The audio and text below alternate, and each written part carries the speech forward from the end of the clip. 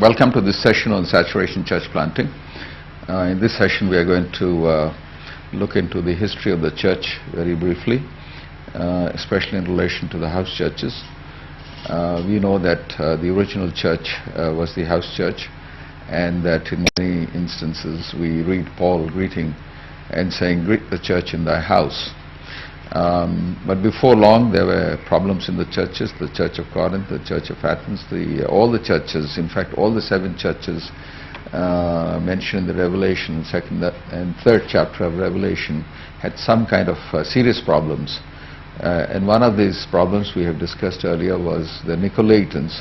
The Nicolaitans, Nikolai as I mentioned earlier, Nikoi means to conquer, and Laos means ordinary people. And so there was a separation in the church between the speaking brothers and the listening brothers, and Jesus hated this. Jesus doesn't hate anything normally, but this is what he hated, this separation between the speaking brothers and the listening brothers, the clergy and the laymen. And division Jesus doesn't like. Unfortunately, this division continues even today, even though Jesus hates this artificial separation.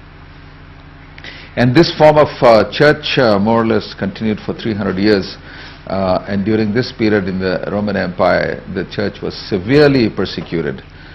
People were fed to the lions, and they were sawn asunder, and all kinds of atrocities took place, because and in this both men and women and children, they all suffered.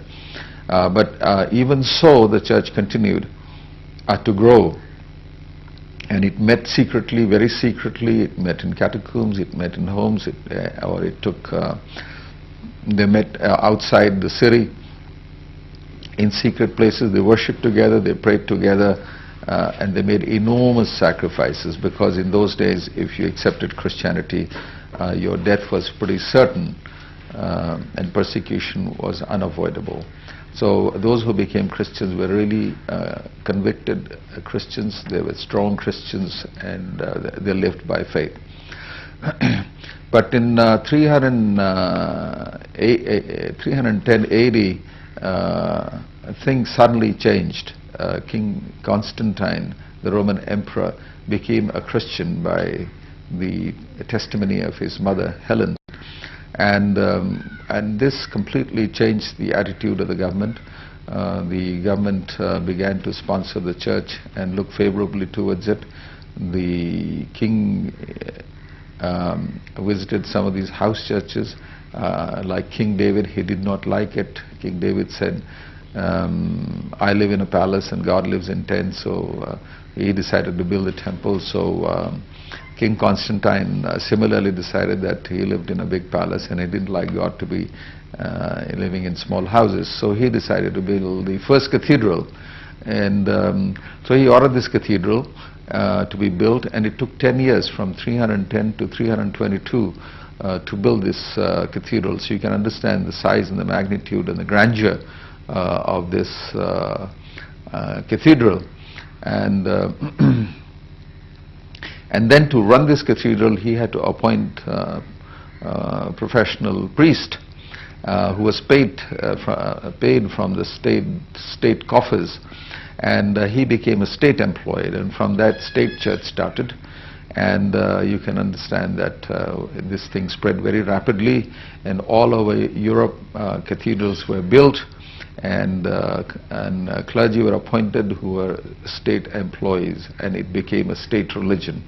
And state was paying out enormous amounts of money to these religious buildings and those who ran it. And the net result was that the heathen people who had temples dedicated to different gods and goddesses, when they saw that the state coffers were going to the churches, so they also declared themselves whole-scale Christians and their temples as churches, and they also started getting help from the state. And so many people joined the churches who were not saved people, they were not really Christians.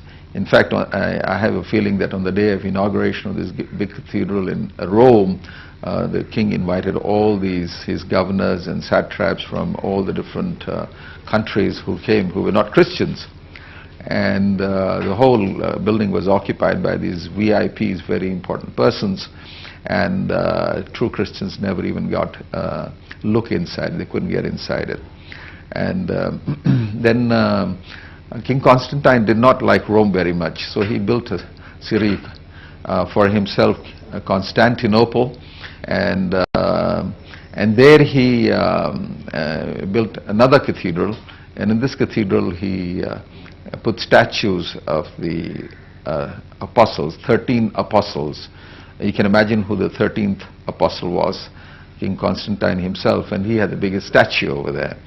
And of course this thing didn't function later on. The Muslims came, and today it is one of the biggest mosques, Sophia mosque in Turkey.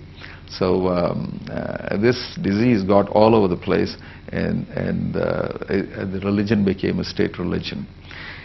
When these heathen temples joined the church and became churches, there were some additional new things that happened in the church, because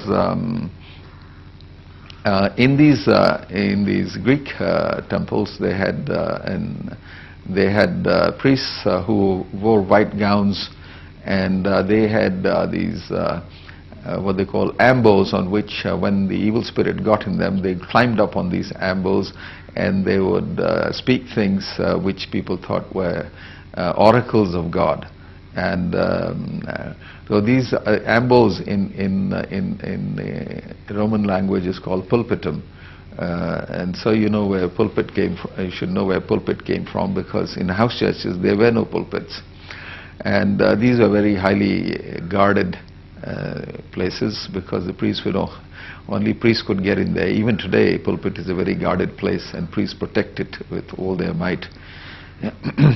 And white gowns also did not come from Aaron, it came from these heathen temples. So many of the rituals that came into the church had nothing to do with the Bible. And then these unlike the house churches, which met every day in the homes of the people, the cathedral could not sustain that, people coming every day. So some people got to the king and requested that Sunday be declared a holiday for religious purposes, because anyway Saturday people got drunk and were disorderly, and they were in no shape to come to work on the first day of the week on Sunday. And king liked the idea, so he declared Sunday as a holiday. Sunday has nothing to do with the Sunday service, has nothing to do with the Bible. It was all started by this heathen king, Constantine. I say heathen because Constantine was a compromised king. He also built many heathen temples and got people to worship himself as an apostle, and Roman emperors anyway regarded as a god. So then later on festivals like Christmas and Easter were added. These are all extra biblical festivals. This at the time, about the time of the Christmas, this is the winter ends on the 23rd of December, and then 25th, 24th. The day begins to get larger and larger, and in those places they used to celebrate as the function, as the worshipping the sun. And so that's how we acquired Christmas. And Easter, of course, is named after the goddess Ashtoreth, and it has nothing to do with the resurrection of Jesus Christ. And Good Friday and all these things were added on to the church, which were all wrong, because Jesus never died on Good Friday. He actually died on a Thursday, which Friday itself, that particular Friday on that day, was a special Sabbath. So many of these traditions were added to the church, which had nothing to do with the Bible, teachings of the Bible. The mandate of the Bible always was to go and make disciples of all nations and not celebrate all these festivals. And then we see that the church, once this happens, in AD 380, the house churches were declared illegal because the church now began to, these cathedrals now began to control people because they became the arms of the government for controlling people. So house churches were declared illegal, and if you met in house churches, you could be punished. And then we see changes taking place more and more in the 600 AD. No, before that, in 416, child baptism was declared by the church as legal, and it became an official policy of the church.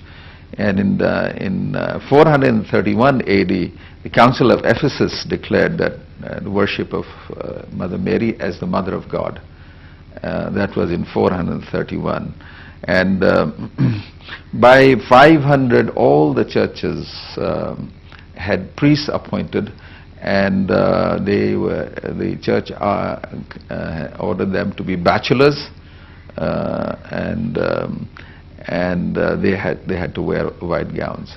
In 607, AD 607, Bishop Boniface III, who was a bishop of Rome and was actually living in the house that Constantine had given to the Bishop of Rome because he had shifted to Constantinople. In 607, Boniface declared himself to be the Pope, the Pontifex Maximus. Pope, the short form of Pontifex Maximus, which really means the big bridge builder. The difference between a small king and an emperor was that the small king was limited by the big rivers like Euphrates and Nile and Indus rivers, but the big emperor was not limited by these rivers. He could build pontoon bridges and cross and gain victory over those countries. So he was, the Roman emperor was known as the Pontifex Maximus, who could cross big rivers and establish Roman Empire. But now this title had a different meaning.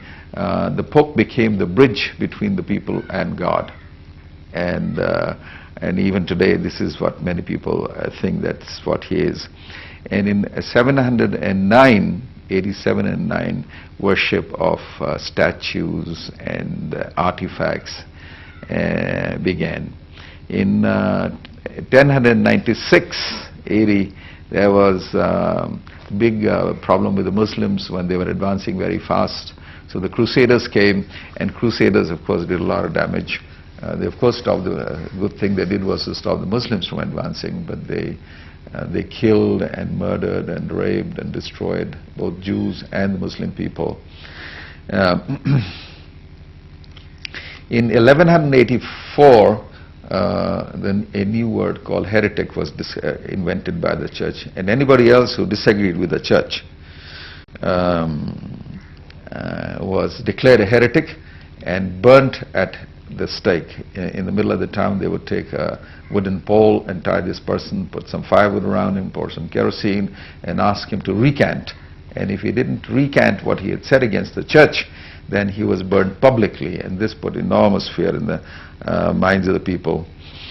Then came this big Reformation in 1517 when Martin Luther revolted against the Catholic Church because by this time the church was selling indulgences for a price. You could get reprieve from hell and at different levels of hell, and this movement became a Protestant movement, and this they did very well. But Martin Luther himself was a Catholic priest, and there were some problems with that.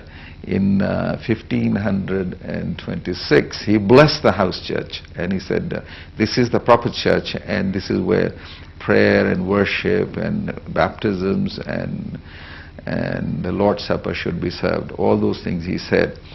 But just 4 years later, in 1530, there was enormous pressure from political pressure from him, and he declared house churches as illegal. And not only did that, He said, if anybody preaches, and even if he preaches the right thing, and if he's not a priest, he should be killed. And this was Peter. So this was Martin Luther. So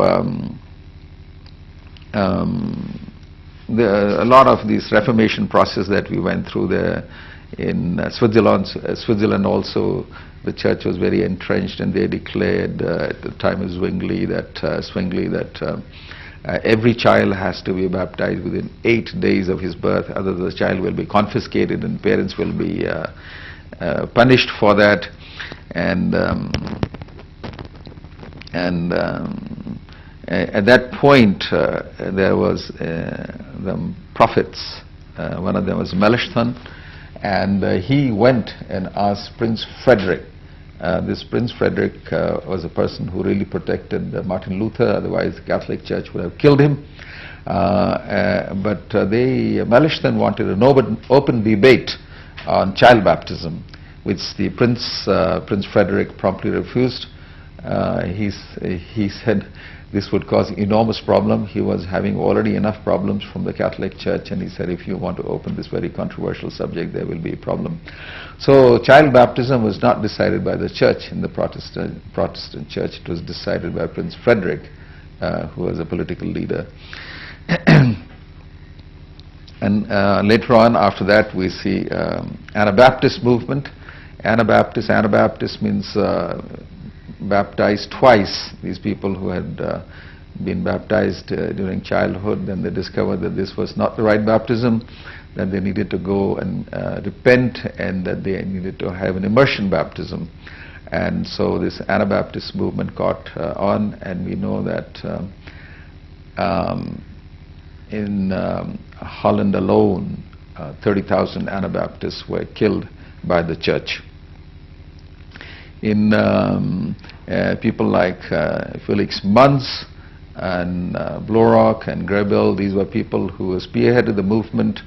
And Felix Munz had this bad habit of asking the church, questioning every tradition the church had. If you have to celebrate Christmas, where does it say in the Bible we have to celebrate Christmas or Easter, or if a Sunday service, or the professional priesthood, or the children's baptism? He asked just these awkward questions, and finally the church leadership got hold of him and killed him mercilessly. They got hold of a drum, and they put him in water, and they drowned him. They picked him up and made joke of immersion baptism, and until he drowned and he died.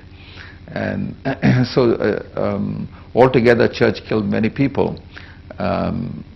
Cardinal Joseph Ratzinger in Rome, who is now in charge of the archives in Rome, in 1998, in February, he held a press conference.